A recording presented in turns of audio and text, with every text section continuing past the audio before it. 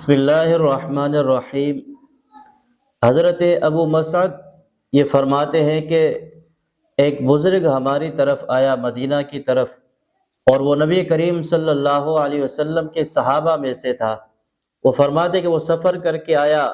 ہمیں لگ رہا تھا کہ یہ مصر یا کسی اور علاقے سے سفر کر کے آیا ہوا ہے۔ اب فرماتے ہیں کہ ہم نے ان سے پوچھا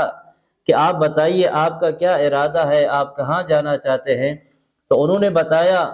کہ میں یہاں سے مغرب کی طرف جاؤں گا۔ تو اب یہ ابو مسعد فرماتے ہیں کہ اس دور میں مغرب سے مراد یہ تیونس، اندلس اور مراکش وغیرہ کے علاقے مراد لیے جاتے تھے۔ اب وہ فرماتے ہیں کہ اس شخص نے خود ہی، جو صحابی رسول تھے، انہوں نے بتایا کہ میرے نبی کریم صلی اللہ علیہ وسلم کو یہ فرماتے ہوئے سنا تھا کہ آپ علیہ الصلوۃ والسلام نے فرمایا کہ ان قریب کچھ لوگ مغرب کی طرف جائیں گے،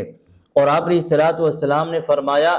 کہ وہ جو مغرب کی طرف جو لوگ جائیں گے، جب وہ کل قیامت کے دن اٹھیں گے تو ان کے چہرے سورج کی طرح چمک رہے ہوں گے۔ تو ظاہر سی بات ہے کہ جو مغرب کی طرف جو لوگ جائیں گے وہ دین کی تبلیغ کے لیے جائیں گے، وہاں جا کر اللہ رب العزت کی وحدانیت کے لوگوں کو جا کر دعوت دیں گے اور نیکی کو پھیلائیں گے، لوگوں کو برائیوں سے روکیں گے۔ تو یہ جو آپ علیہ الصلوۃ والسلام کا فرمان مبارک ہے کہ یعنی ان قریب کچھ لوگ مغرب میں جائیں گے، تو ان کے جانے کا جو مقصد ہوگا وہ دین کی دعوت دینا ہوگا، تبلیغ دین کا کام کرنا ہوگا۔ تو ایسے لوگوں کے بارے میں آپ علیہ الصلوۃ والسلام کا کتنا بڑا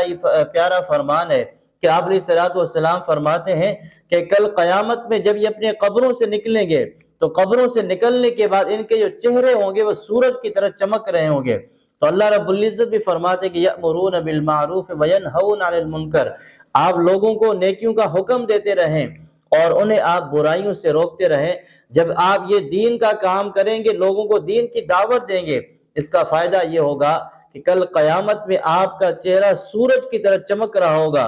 اور جس کا چہرہ سورج کی طرح چمکے گا وہ ظاہر سی بات ہے ایک نیک ہی بندہ ہوگا اور جنتی ہی بندہ ہوگا۔ تب تو اللہ تعالیٰ اسے اتنا بڑا انعام دیں گے، اتنے بڑے انعام سے نوازیں گے۔ لہٰذا اس دور میں ہر ایک کو چاہیے، کوئی بھی عام بندہ ہو، داڑھی والا کوئی بھی ہو، جس سے جو ہو سکتا ہے، جتنا ہو سکتا ہے، ہر ایک آگے والے بندے کو دین کی دعوت دے۔ کیونکہ حدیث مبارکہ میں جب ضرور نہیں کہ عالم یہی کہلایا جائے کہ جو مدارس میں جا کر 8-10 سال یہ جو کورس کرتے، یہ نہیں ہے، بلکہ عالم وہی ہوتا ہے جس کو کسی ایک مسئلے کا علم ہو جائے، اس کو بھی عالم ہی کہا جاتا ہے کہ یہ اس مسئلے کا عالم ہے۔ اب عالم کا کام یہ ہے کہ اس کو جو اس کے پاس علم ہے اپنے علم کو آگے پھیلائے۔ اگر کوئی نیکی کا کام ہے تو لوگوں کو نیکی کی دعوت دے، اگر کہیں پر کوئی برائی دیکھ رہا ہے تو لوگوں کو ان برائیوں سے روکے۔ تو اس کا فائدہ یہ ہوگا کل قیامت کے دن چہرہ سورج کی طرح